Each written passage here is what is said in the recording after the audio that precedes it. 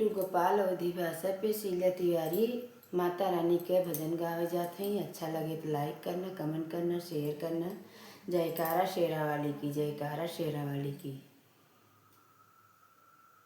सोवत मालिया जगवली मालिनिया हो कि उठम आलिना मैया आई फूलवरिया हो उठ हो मालिना। सोवत मालिया जगवेली मालिनिया हो कि उठ मालिना मैया आई फूलवरिया हो उठ हो मालिना। सोवत मालिया जे उठी के हो बैठेला पकी धरैना मोरी माइया के गोड़वा होला पकी धरैना।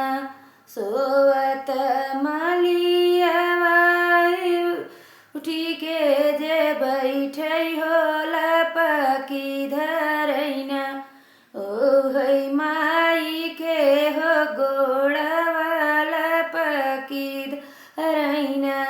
कवन कसुरवा में की है मोरी मैया हो कि होते भोरवाना आयु हमारी फूलवरिया हो कि होते भोरवाना आयु हमारी फूलवरिया हो कि होते भोरवाना।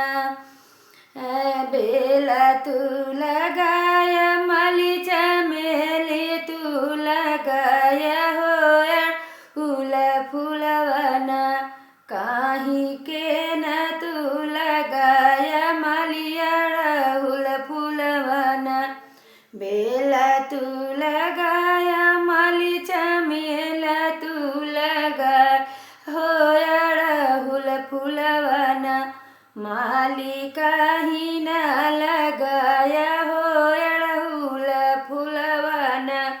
आजू की रातिया बकसौ हमारी मई हो कि होते भोरवाना हम अड़हुल लगौबै मैया होते भोरवाना हम अड़हुल लगौबै मैया होते भोरवाना। होत भोरवा माली अड़हुल फूल लगवल हो फूलाई गईलिना ऊ हैया अड़हुल के फूलवा हो फूलाई गईलिना ओ हैया अड़हुल के फूलवा हो फूलाई गईलिना।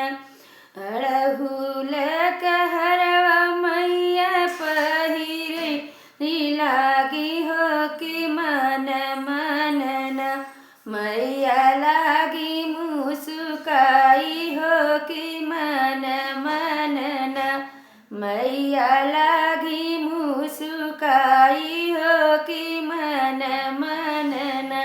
जैसे माली तू हमें जुड़व या हो कि वैसे न तोहरी धेरिया जुड़ई है हो पतोहिया मालिना जुग जुग बढ़ई मालिनी तोहरा सिंदूरवा हमर हुई है न तोहरे गोदे कई बालकवा हो हमर है न तोहरे इहरे ससुरवा हो भरल रहैना धन दौलतिया मालिनी भरल रहैना।